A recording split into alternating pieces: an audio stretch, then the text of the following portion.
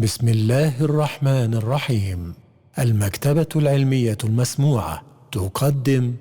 كتاب صحيح ابن حبان رحمه الله، المسمى المسند الصحيح على التقاسيم والأنواع، ضمن مشروع الكتاب الصوتي بصوت الشيخ طاهر السلمي. الإنتاج الصوتي المهندس وحيد غنيم. يرجى الاشتراك في القناة حتى تعم الفائدة. والآن مع المقطع الثاني. بسم الله الرحمن الرحيم. رب يسر ولا تعسر، رب تمم بالخير. أول كتاب المسند الصحيح على التقاسيم والأنواع، من غير وجود قطع في سندها ولا ثبوت جرح في ناقلها. قال أبو حاتم محمد بن حبان بن أحمد التميمي البستي رضي الله عنه: الحمد لله المستحق الحمد لآلائه، المتوحد بعزه وكبريائه، القريب من خلقه في أعلى علوه، البعيد منهم في أدنى دنوه، العالم بكنين مكنون النجوى، والمطلع على أفكار السر وأخفى، وما استجن تحت عناصر الثرى، وما جال فيه خواطر الورى، الذي ابتدع الأشياء بقدرته، وذرأ الأنام بمشيئته، من غير أصل عليه افتعل، ولا رسم مرسوم امتثل. ثم جعل العقول مسلكا لذوي الحجى، وملجأ في مسالك أولي النهى، وجعل أسباب الوصول إلى كيفية العقول ما شق لهم من الأسماع والأبصار والتكلف للبحث والاعتبار، فأحكم لطيف ما دبر، وأتقن جميع ما قدر. ثم فضل بأنواع الخطاب أهل التمييز والألباب، ثم اختار طائفة لصفوته، وهداهم لزوم طاعته، من اتباع سبل الأبرار في لزوم السنن والآثار، فزين قلوبهم بالإيمان، وأنطق ألسنتهم بالبيان، من كشف أعلام دينه واتباع سنن نبيه صلى الله عليه وسلم، بالدؤوب في الرحل والأسفار، وفراق الأهل والأوطان، في جمع السنن ورفض الأهواء، والتفقه فيها بترك الآراء. فتجرد القوم للحديث وطلبوه، ورحلوا فيه وكتبوه، وسألوا عنه وأحكموه، وذاكروا به ونشروه، وتفقهوا فيه وأصلوه، وفرعوا عليه وبذلوه، وبينوا المرسل من المتصل، والموقوف من المنفصل، والناسخ من المنسوخ، والمحكم من المفسوخ، والمفسر من المجمل، والمستعمل من المهمل، والمختصر من المتقصى، والملزوق من المتفصى، والعموم من الخصوص، والدليل من المنصوص، والمباح من المزجور، والغريب من المشهور، والفرض من الإرشاد، والحتم من الإيعاد، والعدول من المجروحين، والضعفاء من المتروكين، وكيفية المعمول، والكشف عن المجهول، وما حرف عن المخزول، وقلب من المنحول، من مخايل التدليس، وما فيه من التلبيس، حتى حفظ الله بهم الدين على المسلمين، وصانه عن ثلب القادحين، وجعلهم عند التنازع أئمة الهدى، وفي النوازل مصابيح الدجى، فهم ورثة الأنبياء، ومأنس الأصفياء، وملجأ الأتقياء، ومركز الأولياء. فله الحمد على قدره وقضائه، وتفضله بعطائه، وبره ونعمائه، ومنه بآلائه. وأشهد أن لا إله إلا الذي بهدايته سعد من اهتدى، وبتأييده رشد من اتعظ وارعوى، وبخذلانه ضل من زل وغوى، وحاد عن الطريقة المثلى. وأشهد أن محمدا عبده المصطفى، ورسوله المرتضى، بعثه إليه داعيا، وإلى جنانه هاديا،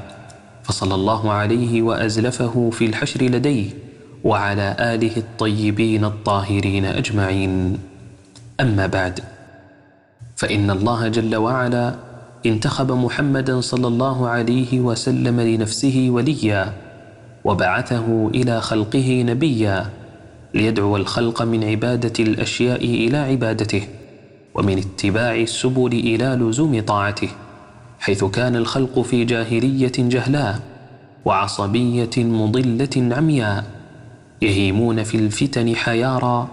ويخوضون في الأهواء سكارى،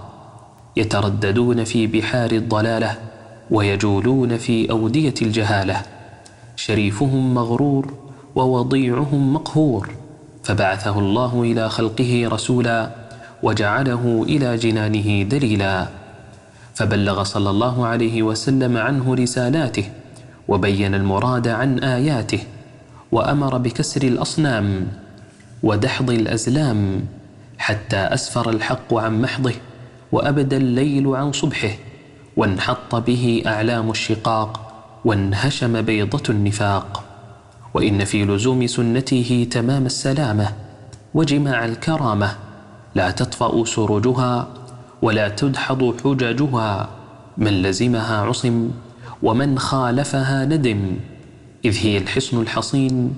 والركن الركين الذي بان فضله ومتن حبله، من تمسك به ساد ومن رام خلافه باد، فالمتعلقون به أهل السعادة في الآجل والمغبوطون بين الأنام في العاجل. وإني لما رأيت الأخبار طرقها كثرت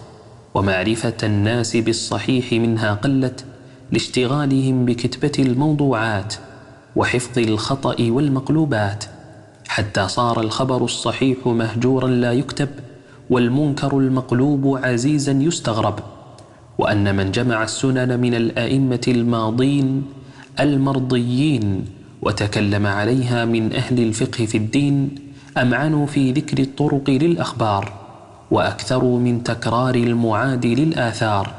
قصدا منهم لتحصيل الألفاظ على من رام حفظها من الحفاظ، فكان ذلك سبب اعتماد المتعلم على ما في الكتاب، وترك المقتبس التحصيل للخطاب. فتدبرت الصحاح لأسهل حفظها على المتعلمين، وأمعنت الفكر فيها لئلا يصعب وعيها على المقتبسين، فرأيتها تنقسم 5 أقسام متساوية متفقة التقسيم غير متنافية. فأولها الأوامر التي أمر الله تعالى عباده بها، والثاني النواهي التي نهى الله عباده عنها، والثالث إخباره عما احتيج إلى معرفتها، والرابع الإباحات التي أبيح ارتكابها،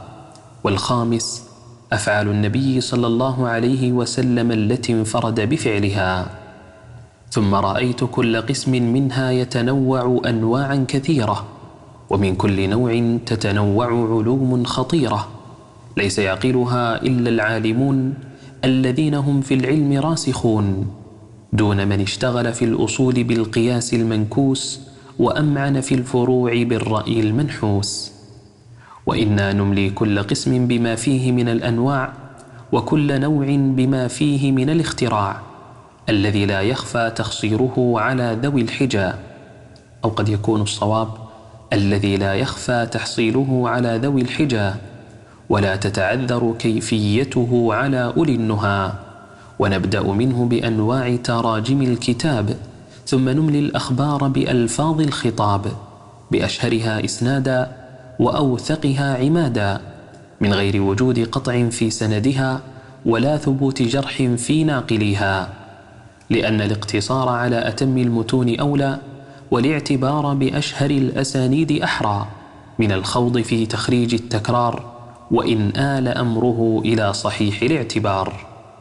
والله الموفق لما قصدنا بالإتمام، وإياه نسأل الثبات على السنة والإسلام، وبه نتعوذ من البدع والآثام والسبب الموجب للانتقام، إنه المعين لأوليائه على أسباب الخيرات، والموفق لهم سلوك أنواع الطاعات، وإليه الرغبة في تيسير ما أردنا وتسهيل ما أومأنا، إنه جواد كريم رؤوف رحيم.